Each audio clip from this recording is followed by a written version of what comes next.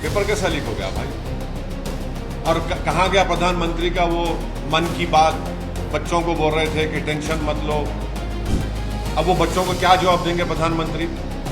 मन की बात में तो आपने कह दिया बच्चों को कि टेंशन मत लो।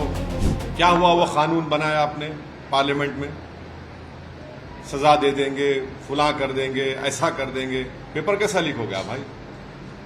और कहाँ गया प्रधानमंत्री का वो मन की बात? बच्चों को बोल रहे थे कि टेंशन मत लो। अब वो बच्चों को क्या जवाब देंगे प्रधानमंत्री? मन की बात में तो आपने कह दिया बच्चों को कि टेंशन मत लो।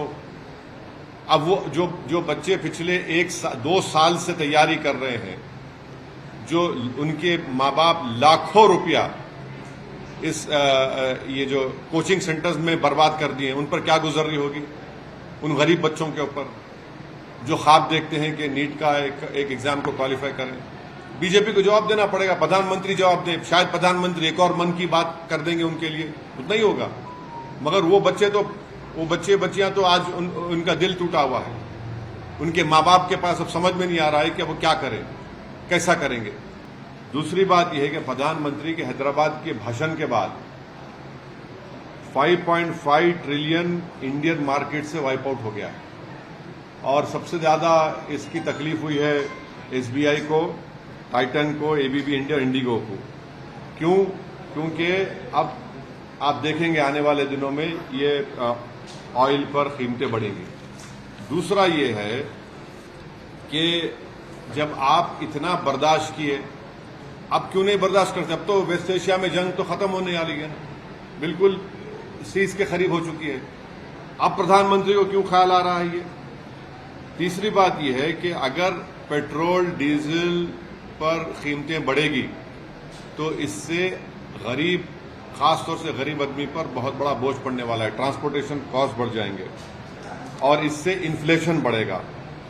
तीसरी बात यह है कि अभी जब ये बात कर रहे हैं प्रधानमंत्री हमारे रिजर्व्स के बारे में, अब आप देख लीजिए कि हमारे जो फॉरेन इन्वेस्टर्स हैं, हमारे विश्वगुरु हम बोलते हैं अपने आप, फॉरेन इन्वेस्टर्स ने मार्च 2026 में 1 लाख करोड़ यानी $11 बिलियन को इंडियन मार्केट से लेकर चले गए।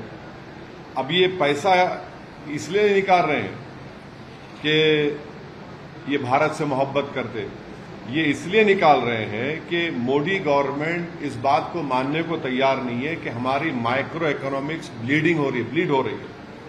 और उसी में आप देख लीजिए कि ये विश्वगुरु की इकोनॉमी नहीं है, ये इकोनॉमी जो है वर्स्ट परफॉर्मिंग करेंसी है इमर्जिंग मार्केट्स में। हमारी इमर्जिंग मार्केट्स 2026 में हमारी वर्स्ट परफॉर्मिंग करेंसी है और हमने $38 बिलियन ऑफ रिजर्व्स को हमने 90 दिन में उसको इस्तेमाल किया है। तो इसी वजह से एक अंग्रेजी की कहावत है इकोनॉमिक्स लैंग्वेज में कि the foreign investors are voting with their feet to the tune of 11 billion in 1 month. माने ये लोग जो है 1 लाख करोड़, उसको आप कन्वर्ट करेंगे रुपीज से डॉलर में तो 11 बिलियन उन्होंने ये किया। ये ईरान वॉर ने नहीं किया, ये ईरान अमेरिका की वॉर ने इसको एक्सपोज कर दिया है।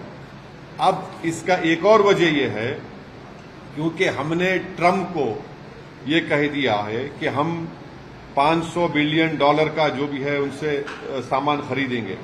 अब हो क्या रहा है कि आज कितना हो गया, 95 रुपीज के करीब, 95 के ऊपर हो गया है। तो अब जब हमने ट्रेड डील साइन किया यूएस से, हमारे यूएस से एक्सपोर्ट्स है 2025 में 39 बिलियन। अब क्योंकि अब 261 बिलियन नेक्स्ट 5 इयर्स में करना है। बादशाह सलामत को हमने, जो ट्रंप आजकल अपने आप को शाहजहां, जहांगीर बने हुए हैं, तो ये 239 बिलियन का गैप इस डील में है। तो इसीलिए अब हमको ट्रंप को खुश करने के लिए खरीदना है।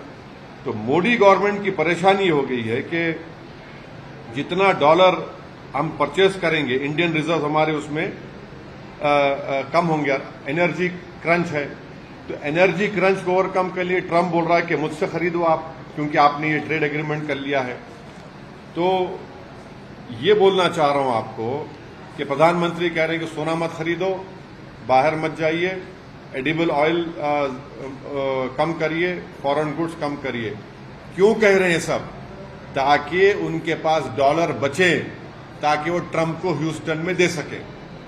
ये असल मकसद है। तो ये देशभक्ति है नहीं है, ये आप देख लीजिए। अब एक और बात आ जाइए गोल्ड पैराडॉक्स के ऊपर। हमारे पास जो गोल्ड है, मार्च 2026 में आरबीआई के पास 77% of total gold reserve domestically था। जो 23 में 38% था, वो बढ़ के अब 77% हो गया।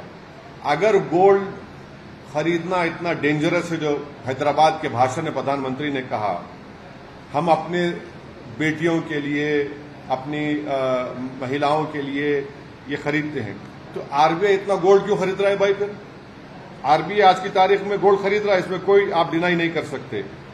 और उल्टा कर रहा है आरबीआई, जो प्राइम मिनिस्टर ने कहा है।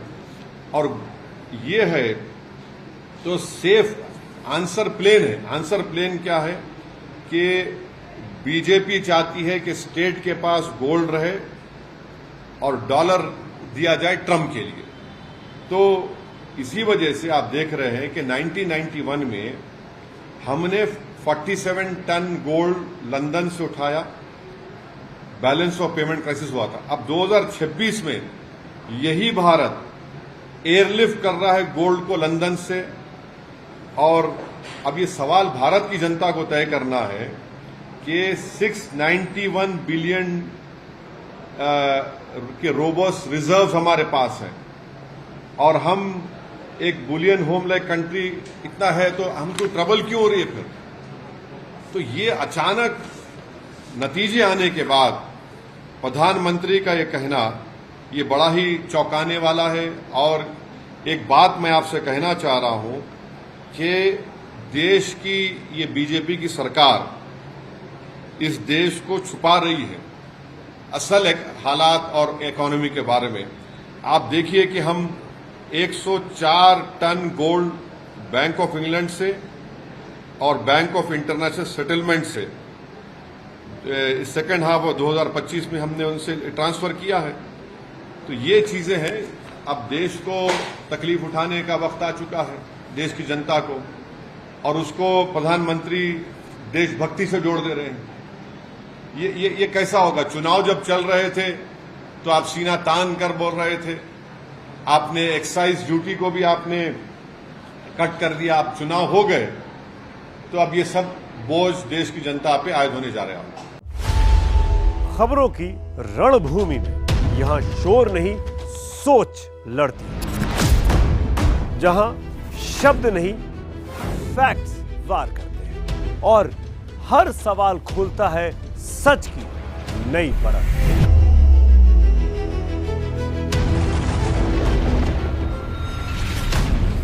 चक्रव्यूह आपके अपने सुमित अवस्थी के साथ सोमवार से शुक्रवार शाम 6:57 पर टाइम्स नाउ नव भारत पर।